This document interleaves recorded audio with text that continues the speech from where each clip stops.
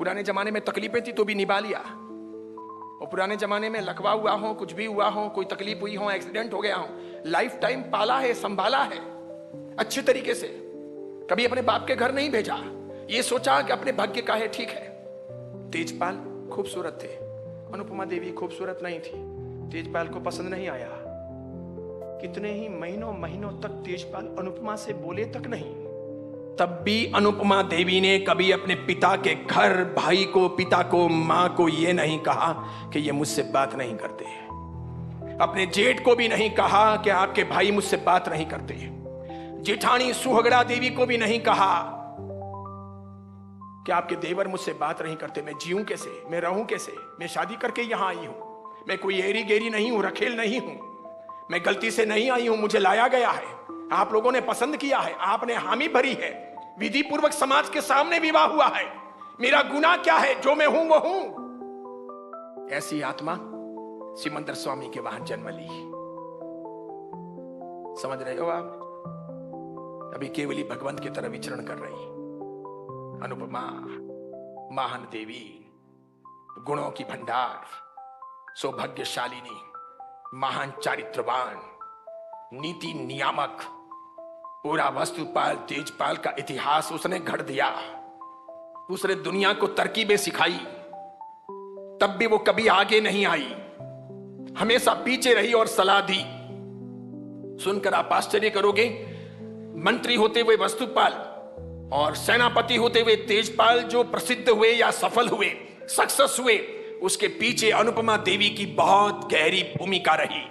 अनुपमा अंदर से क्या सलाह देती, क्या समझाती, क्या कहती, कैसे मत करो, ऐसा करो, ये निर्णय लो, ये निर्णय मत लो, ऐसा करो तो अच्छा होगा सबका। इसीलिए वस्तुपाल तेजपाल जितना ख्याति प्राप्त किए, उसमें डायरेक्टली नहीं इनडायरेक्टली वो अनुपमा देवी की गहरी भूमिका रही। ऐसी वो पुण्यशालिनी, वो आई और घर के सौभाग्य का सूर्योदय हुआ, और होता भी है।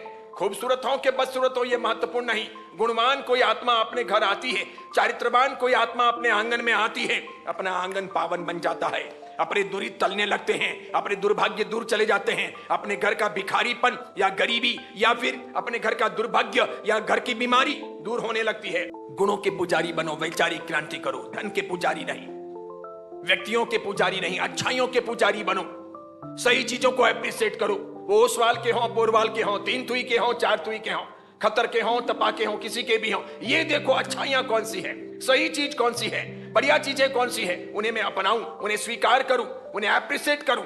गुणों की पूजा।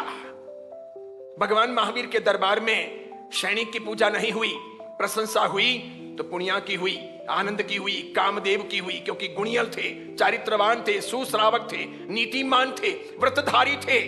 अब देखो ना, कितने सारे पिताजी हैं, उनके साथ में मम्मियों का सेटिंग ही नहीं बैठता। मम्मी ठिंगनी, पिताजी लंबे, या पिताजी ठिंगने और मम्मी लंबी, और तो भी वो जोड़ी चली। अगर उस वक्त माँ ने कह दिया हो कि तुम तो बहुत लंबे हो, मैं तो मेरे रहना नहीं चाहती, मेरे बाप के घर जाती हूँ, होता है ऐसा। और पिताजी कहते तू तो बहुत ठिंगनी है, मुझे ऐसे नहीं चाहिए, मेरे पापा ने हाइट वाइट बताई नहीं थी, आज तो सेंटीमीटर देखते हैं, और 1-2 सेंटीमीटर कम हो तो के एड़ी वाले जूते पहना देना आगे तो मैच हो जाएगा।